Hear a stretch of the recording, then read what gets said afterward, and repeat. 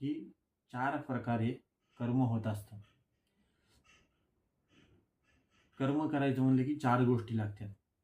पहिली लागते इच्छा. काही छोटा-मोठं जरी काही करायचं, सत्यनारायण जरी करायचं असला, तरी पहिली इच्छा लागते. इच्छाच नसेल तर माणूस करू शकत नाही. म्हणून सर्वात पहिली इच्छा. ते तर इच्छा ही कुमारी झाली, ज्ञानोबाराय म्हणतात. पहिली इच्छा लागते कोणत्याही गोष्टीला, कर्मालाच म्हणून नाही. हे यज्ञासाठीच म्हणून नाही, कर्मासाठी. इच्छा लागते. आपण म्हणतो माझी इच्छा नाही. दुसरं लागते विद्वत्ता.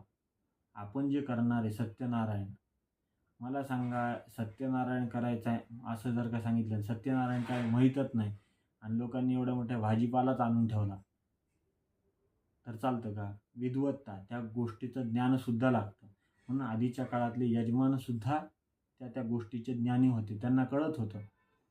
आपण जे पुण्य हा वाचनादी कर्म करतो, त्याच्यामध्ये शांतिरस्तु जे गुरुजी म्हणतात, हे सगळं कोणी म्हणायचंय? हे सगळं त्या यजमानाने म्हणायचंय.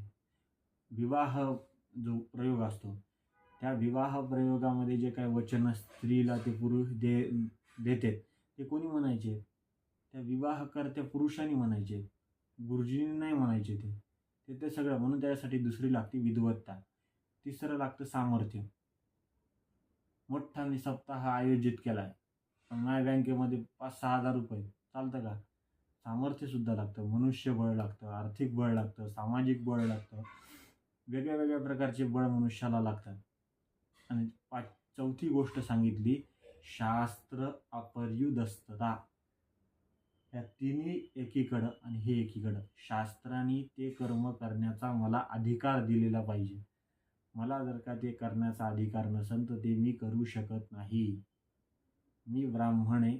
मला वाटलं मी राजसूय यज्ञ करायचा आहे मला. माझ्याकडे संपत्ती सगळं आहे.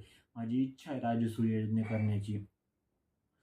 काही ग्रंथ वाचून मी त्याचं ज्ञानसुद्धा प्राप्त करून घेईन.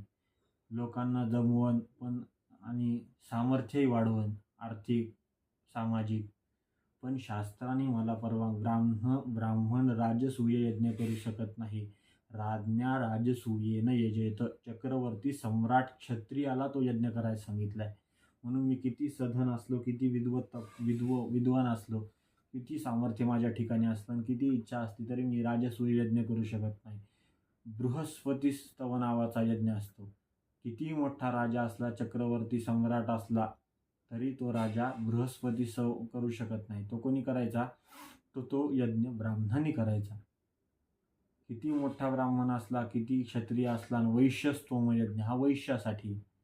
हे सगळ्या गोष्टी वेगळ्या वेगळ्या प्रकारचे.